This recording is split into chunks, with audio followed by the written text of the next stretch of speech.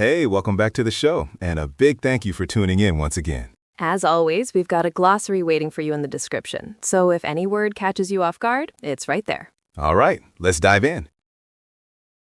Jake, can I ask you something a little personal? Go for it. When did you last finish work at a reasonable hour and then genuinely switch off? Like no emails after dinner, no thinking about deadlines before you fall asleep, no guilt about the things you didn't get done that day. Honestly, I'm not sure I can remember. Maybe last summer when I was on holiday for 2 weeks and had genuinely terrible Wi-Fi. So it took a complete lack of internet access? Basically, yes. Which tells you everything about the state of things, doesn't it? What about you? Same, more or less. I work from home 3 days a week, and the problem with working from home is that the boundaries just dissolve. My laptop is always there. I can always do one more thing. And before I know it, it's 9 o'clock at night, and I've been sitting at my desk for 12 hours. That is such a common experience right now, especially since remote work became so widespread after the pandemic. The office used to act as a kind of natural boundary. You left the building, and work stayed behind. Now that boundary has basically disappeared for a lot of people. And I think a lot of us are only just starting to realize how much that's affected our well-being. It crept up on us gradually, and now it's just normal to be a little bit stressed all the time. Which is a deeply worrying thing to normalize. Chronic, low-level stress is genuinely harmful over time. It affects your sleep, your concentration, your relationships, your physical health. And yet we kind of wear it as a badge of honor, don't we? I've been so busy lately. I haven't had a day off in weeks. It's almost like something to be proud of in certain work cultures. The cult of busyness. It's a real phenomenon, and it's doing a lot of damage. I want to challenge the phrase work-life balance itself for a moment, because I think it's a bit misleading. It implies that work and life are two separate, equal things on a set of scales, and that the goal is to keep them perfectly even. But that's not really how it works, is it? No, it isn't. Life is not a static equation. There are periods when work genuinely has to take priority, a big deadline, a new project, a career transition. And there are periods when personal life needs to come first, a health issue, a family crisis, burnout recovery. Right. So maybe a better way to think about it is less like a balance and more like a rhythm.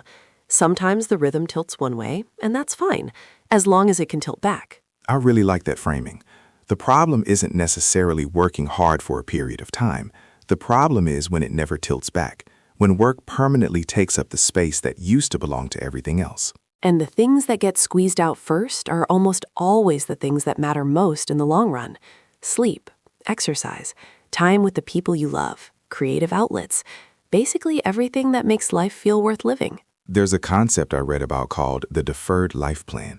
The idea that you sacrifice everything now, health, relationships, hobbies, rest, on the assumption that you'll have time for all of it later, when you retire, when the kids are older, when you get that promotion. And the cruel irony is that by the time later arrives, if it ever does, you've often lost the habits, the relationships, and sometimes the health that would have made those things enjoyable in the first place. Exactly.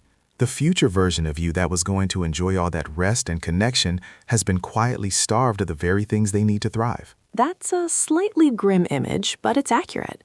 And I think it's why the conversation around work-life balance has become so urgent in recent years. Younger generations, in particular, seem to be pushing back against this model pretty forcefully. The whole quiet quitting phenomenon, the 4-day-week movement, the rise of setting boundaries at work as a positive thing rather than a sign of laziness, all of that points to a real cultural shift. Let's talk about the 4-day working week specifically, because I think it's one of the most interesting policy experiments happening right now. Several countries have trialed it on a fairly large scale. Iceland, the UK, Japan, and the results have been pretty striking. The results have been good, I'll give you that. Most studies show that productivity either stays the same or actually improves when people work fewer hours, which runs counter to the instinct that more hours always equals more output. Which makes sense when you think about it. We all know what it's like to sit at your desk for 10 hours and actually get less done than you would in a focused 5-hour stretch. Fatigue kills efficiency. No argument there. But I do have some reservations about how universally applicable the 4-day week really is.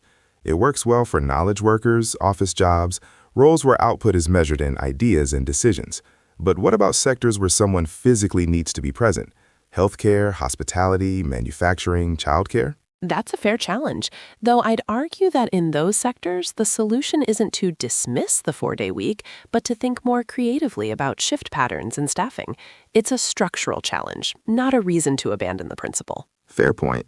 And I suppose the deeper principle, that overwork is inefficient and harmful and that people do better work when they have adequate rest and a life outside the office, is pretty hard to argue against regardless of the specific model you apply. Exactly. The 4-day week is one tool, but the underlying value is what matters. The idea that a person's worth is not defined by their productivity and that rest is not a reward for hard work. It's a basic human requirement. I think that last point is where a genuine mindset shift needs to happen. Rest as a requirement, not a reward. That's quite different from how most workplaces and honestly most people currently think about it. It really is. And it's a shift that has to happen at a cultural level, not just at a policy level. Which apparently does happen. Some of the criticisms of early 4-day week pilots pointed to exactly that. Work got compressed rather than reduced, and people ended up just as exhausted. So the container changes, but the culture doesn't, which is ultimately the harder problem to solve. So let's bring this a little closer to earth.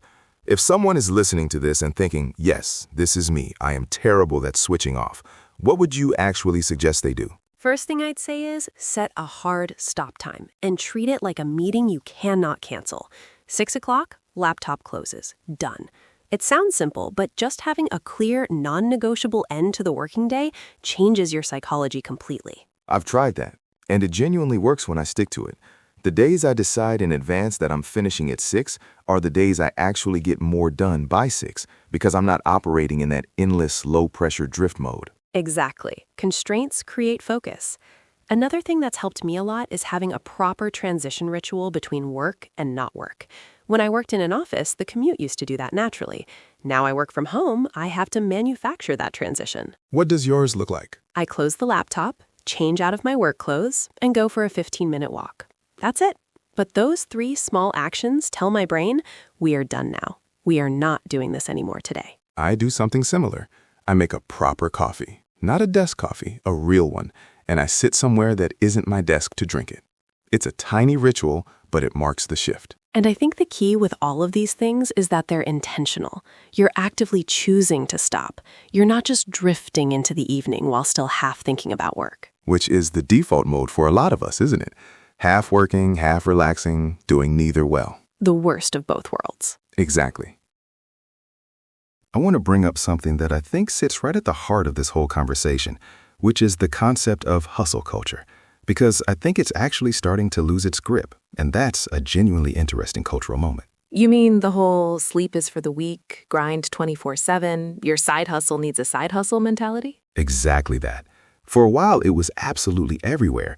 LinkedIn posts about waking up at 4 in the morning, entrepreneurs bragging about not taking a day off in 3 years, the idea that ambition and self-destruction were basically the same thing. And it was genuinely seductive for a lot of people, I think, especially younger people starting out in their careers who were trying to prove themselves and stand out in a competitive market. Right.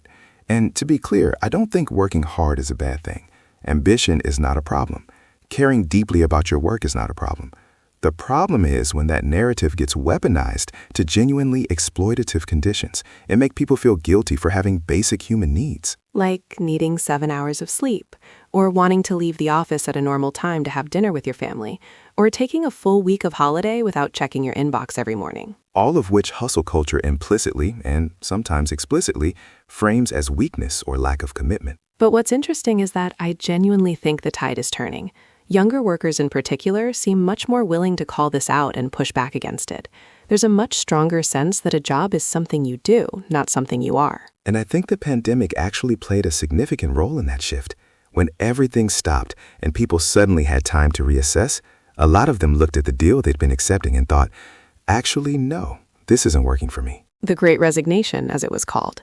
Millions of people voluntarily leaving jobs they'd outgrown or that were making them miserable in search of something that felt more aligned with what they actually wanted from life. Which was a remarkable thing. And while the economic conditions that made it possible won't always be there, I think the underlying attitude change is real and lasting. People are less willing to sacrifice everything for a job title and a paycheck. And honestly, I think that's healthy, not just for individuals, but for workplaces too. Companies that figure out how to genuinely support their people's well-being are going to win the talent war in the long run. The ones still running on fear and guilt are going to find it increasingly hard to attract and keep good people. The business case for work-life balance, essentially. Exactly. Doing the right thing and doing the smart thing happen to align here, which is always a nice position to be in. Okay, and now we really want to hear from you because this is a topic where everyone has a story. We have 2 questions for you today. First, how is your own work-life balance right now? Be honest. Are you someone who finds it easy to switch off? Or are you more like us, checking emails at 10 o'clock at night and feeling vaguely guilty about taking a break? And second, this one is really important to us. What topics do you want us to cover in future episodes? We genuinely build this show around what you want to learn.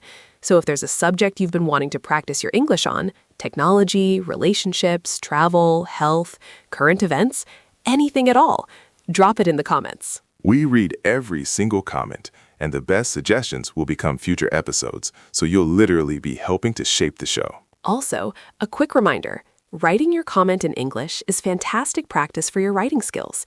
Even 2 or 3 sentences is great. Don't worry about making mistakes. Just go for it. And if this episode was useful to you, please share it with someone who needs to hear it.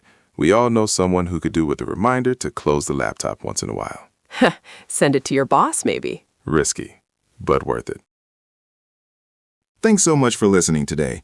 And do us a favor, close whatever work thing you have open in the background and just enjoy the rest of your evening. The glossary is in the description. Loads of useful vocabulary in there for talking about work and well-being in English. See you next time. Take care of yourselves. Bye.